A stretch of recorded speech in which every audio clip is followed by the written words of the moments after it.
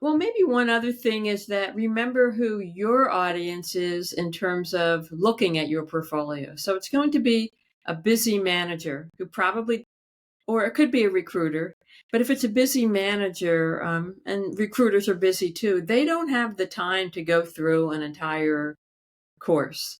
So put yourself in their shoes. Imagine you're busy, you're looking at 25 portfolios. What would you like to see? You want it to be clear and concise, and you want to, if they're looking at your work, have it be, perfect. If they're looking, they don't want to just click next, next, next. I know we're usually making things for the learner, but in this case, we're kind of making things also for the busy manager who may be hiring you. So keep that in mind. Also, keep in mind that everyone, not everyone, but many organizations are using systems that sort through and filter resumes by keyword. So keep that in mind too. Learn how those AI talent systems work. Those are two tips. Yes, I like that.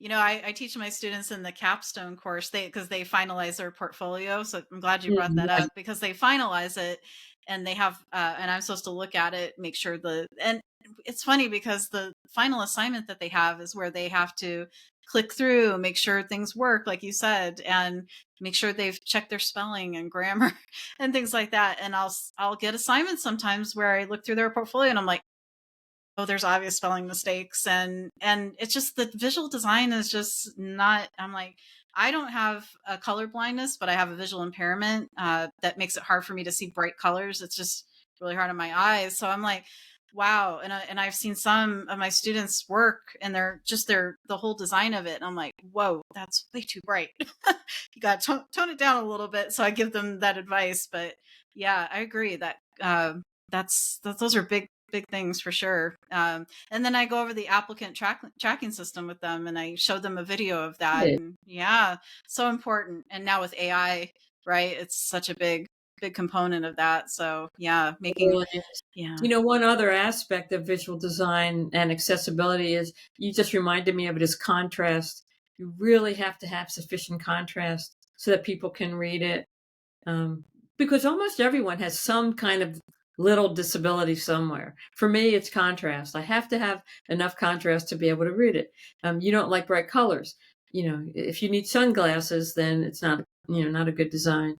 So keep a lot of those things in mind and make it kind of sophisticated and minimalist and neutral so that you're not impacting people's brains. Right, absolutely. Yeah, it's true. If I have to put sunglasses on, I know that's not a good sign. Yeah, yeah, exactly. I'm like, one time I was at the campus, and they were having an event, and they have this big jumbotron TV, right? Because it's in the arena, and they started showing this video, and I couldn't watch it. I had to look away because it was so bright and just overwhelming. I was like, whoa. Yeah, and I'm like, just can't handle it. I'm starting to get a headache. So I'm like, wow, that's such a good advice, for put yourself in the learner's shoes, right? And what they may need and what they may want. So that's great. I love that.